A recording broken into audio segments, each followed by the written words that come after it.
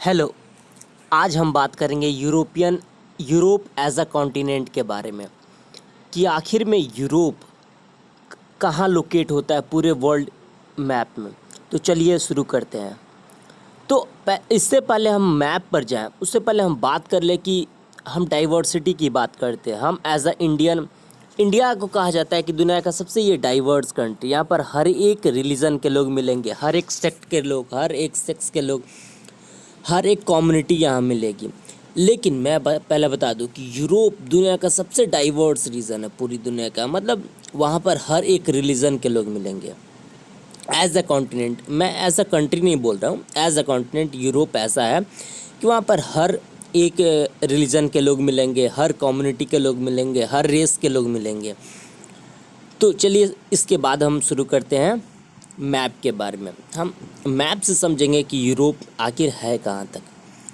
तो देखिए, यूरोप को अगर हम ईस्टर्न साइड में देखें तो यूरोप आता है, ये उरल माउंटेन इसको अलग करता है। ये रशिया जो है, तो वेस्टर्न रशिया जो है यूरोप में आता है, और eastern Russia means Ural mountain के ईस्ट साइड में, उरल माउंटेन के वेस्ट साइड में रशिया जो आता है उसे यूरोप का हिस्सा बोला जाता है। और जो ईस्ट साइड आता है उसे कहा जाता है यूरेशिया, मीन्स उसे कहा जाता है वो एशिया का पार्ट है। तो रशिया का 75% लैंड एरिया जो है वो एशिया में आता है और 25% लैंड एरिया यूरोप में आता है। तो देखिए, यूरोप में टोटल कंट्री आता है 47 कंट्री आता है, 47 कंट्री आता है, और ये पूरी दुनिया का 2% एरिया कवर करता है और पूरे लैंड एरिया का 6.8%। और पूरी दुनिया का आबादी इसमें करीब करीब 71 करोड़ है, 71 और 72 करोड़ ऐसे समथिंग है। और अगर हम इसे फिगर में बात कर ले इस लैंड एरिया को, तो 99,38,000 है। मीन्स इंडिया का आप कह सकते हैं 3 गुना है ये लैंड एरिया।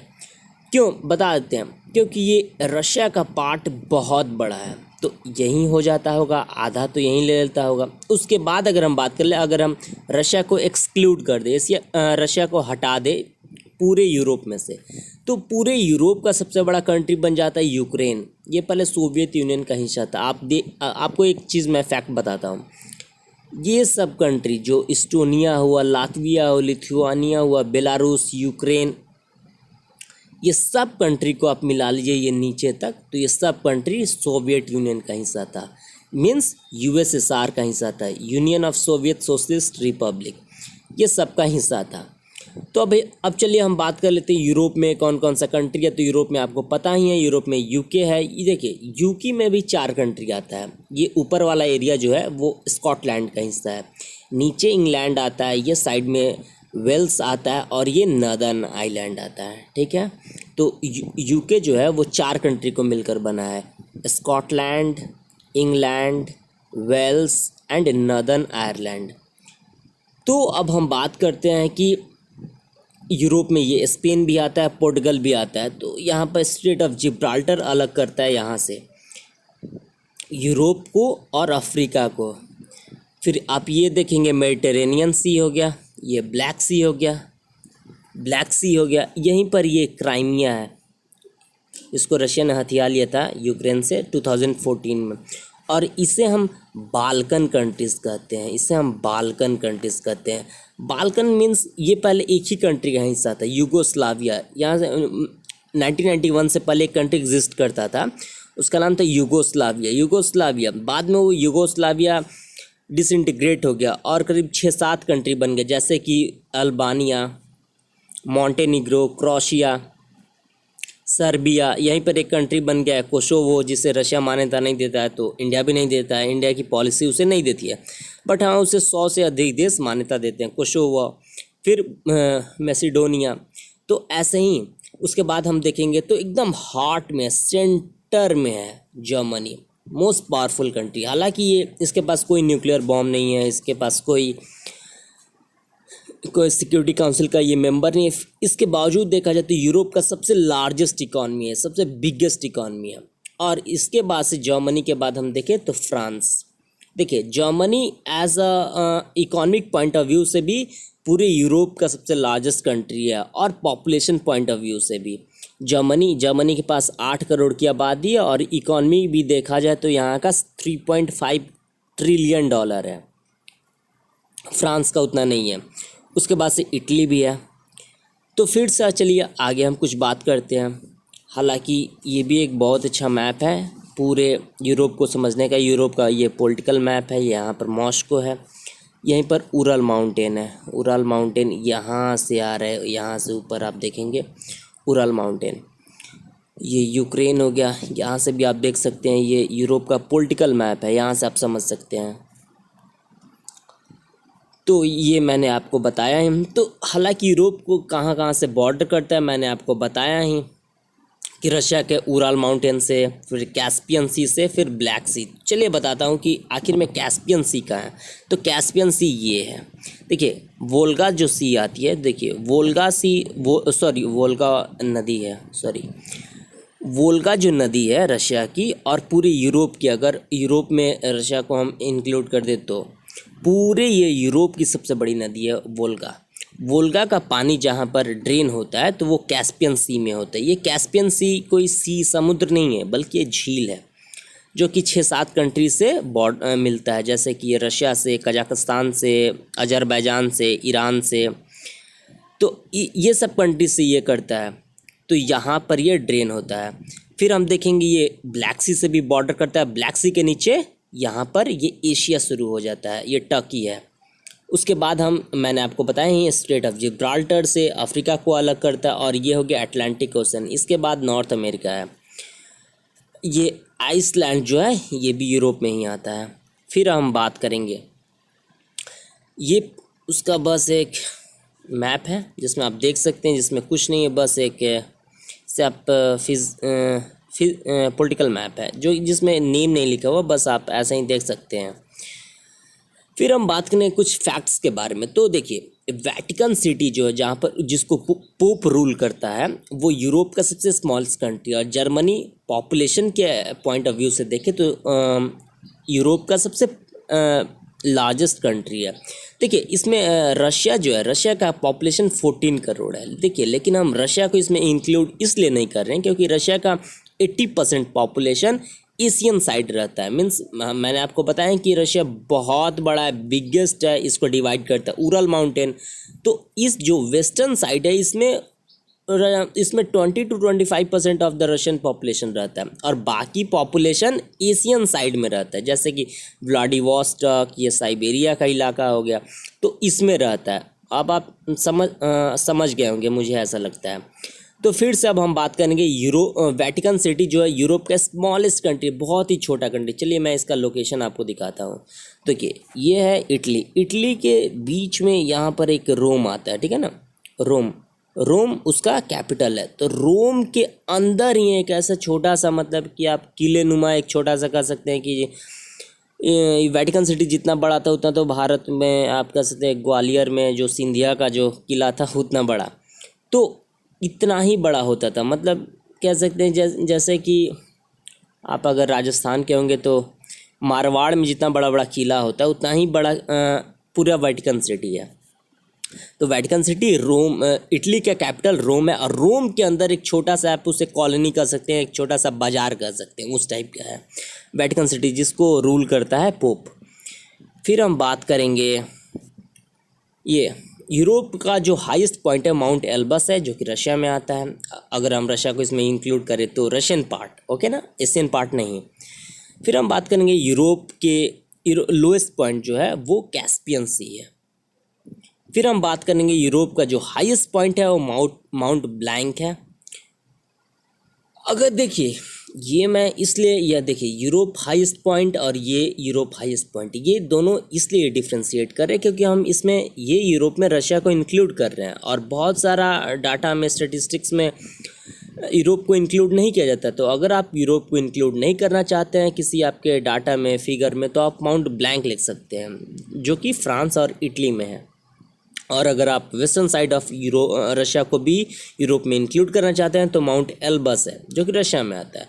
फिर यूरोप का लोएस्ट पॉइंट है, जो कि अगर आप, मैंने यहाँ पर समझा है कि अगर आप रशिया को इंक्लूड करना चाहते हैं तो आप कैश बेसिस करेगा, लेकिन अगर आप रशिया को नहीं इंक्लूड करना चाहते हैं यूरोप में, तो आप डेनमार्क का लॉमेस फोगोट कर सकते हैं। ये कौन सा नाम प्रोनाउंस कैसे किया जाता है मुझे नहीं पता, बट मैं लेमेस फोगाट करता हूँ। ओके, फिर आप देख सकते हैं कि रशिया का पावरफुल कंट्री है, जो जहाँ का पॉपुलेशन भी उतना ही ज़्यादा है रहेगा, तो ही वो ज़्यादा पावरफुल रहेगा ऐसा नहीं है, लेकिन यूरोप में काफ़ी मायने रखते हैं, क्योंकि यूरोप की जो भी कंट्री, अधिकतर कंट्री है, उसकी आबादी 1 से 2 करोड़ है, तो भाई कम से कम उस कंट्री को एग्जिस्ट करने के लिए भी चाहिए ना, क्योंकि वहाँ पर जितनी भी बड़ी लड़ाइयाँ हुई हैं तो उसमें करोड़ों लोग मर जाते हैं, मीन्स वहाँ की कंट्री का 10 to 20% लोग मर जाते हैं। तो ऐसे अगर होगा तो भाई पूरा कंट्री खत्म हो जाएगा। तो पॉपुलेशन यूरोप में काफ़ी मायने रखता है, हालांकि वेस्टर्न कंट्री में पॉपुलेशन उतना मायने नहीं रखता है, क्योंकि यहाँ तो खैर अरबों के अरबों लोग पता नहीं क्या करने के लिए आए हैं यहाँ पर। फिर भी हम देखेंगे कि जर्मनी में 8 करोड़ की आबादी है, फ्रांस में 6.5 करोड़ की, हालांकि 2011 का एस्टिमेट है, यानी आज से 10 साल पहले का तो बढ़ भी गया होगा। इंग्लैंड का है, यानी यूनाइटेड किंगडम का, वो 4 देश मिलाकर, ये स्कॉटलैंड, नॉर्दर्न आयरलैंड, वेल्स और इंग्लैंड मिलाकर यूके कहा जाता है, तो उसका है 6 करोड़ 26 लाख, ऐसे ही आप देख सकते हैं। फिर से हम बात करेंगे पावरफुल इकॉनमीज़ की बारे, सॉरी इकॉनमीज़ नहीं, ये लैंड एरिया है। तो लैंड एरिया अगर आप रशिया को एक्सक्लूड कर देना चाहते हैं तो यूक्रेन है, फिर फ्रांस है, फिर स्पेन है, फिर स्वीडन है, फिर जर्मनी है। जर्मनी उतनी बड़ी कंट्री नहीं है जितना कि हम लोग समझते हैं, लेकिन हाँ इकोनॉमिकली बहुत पावरफुल कंट्री है ये यूक्रेन लैंड एरिया में बहुत बड़ा कंट्री है, बट ऐसा इकोनॉमिकली पॉइंट ऑफ व्यू से देखें तो बहुत कमज़ोर है, मिलिट्रली पॉइंट ऑफ व्यू से देखें बहुत कमज़ोर है। रशिया इसको मतलब हमेशा डरा धमका कर रखता है। फिर हम देखें यहाँ पर यूके की अगर हम लैंड एरिया देखें तो हमारी यूपी के इक्वल है। फिर हम देखें वहाँ की इकॉनमी के बारे में, तो इकॉनमी वहाँ का $22.9 ट्रिलियन है, नॉमिनल जीडीपी, और population 748 million, means 74 crore 80 lakh. GDP growth बहुत ही कम है, क्योंकि वहाँ के लोग बहुत ज़्यादा, अब वहाँ पर कैसे ग्रोथ होगा, मैं तो कोई इकोनॉमिस्ट हूँ नहीं, बट हाँ 2.4% का भी हो रहा है तो ये अच्छी बात है। क्योंकि देखिए वहाँ पर जो बेसिक नीड्स है, जो बेसिक इंफ्रास्ट्रक्चर है वो सालों पहले बन चुका है, means bridge, hospital, schools, universities. अब वहाँ पर और क्या इंफ्रास्ट्रक्चर में और क्या उसमें डेवलपमेंट किया जा सकता है, ये शायद वहाँ की गवर्नमेंट देख रही होगी। तो 2.4% की ग्रोथ भी सिग्निफिकेंट है, कोई बात नहीं है। वहाँ की जीडीपी पर कैपिटा 27,330 है। देखिए अगर ये इसलिए क्योंकि आप 47 कंट्रीज़ को मिलाकर बोल रहे हैं इसलिए, लेकिन अगर आप 47 कंट्रीज़ में से कुछ कंट्रीज जैसे मैसेडोनिया हो गया, सर्बिया हो गया, इन सब कंट्री को अगर आप निकाल दे तो ये अबाउट $40,000 पर एनम चला जाएगा। इतना ज़्यादा हाईएस्ट उसका पर कैपिटा इनकम है। इंडिया का वैसे मैं बता दूँ तो $2,000 पर कैपिटा है।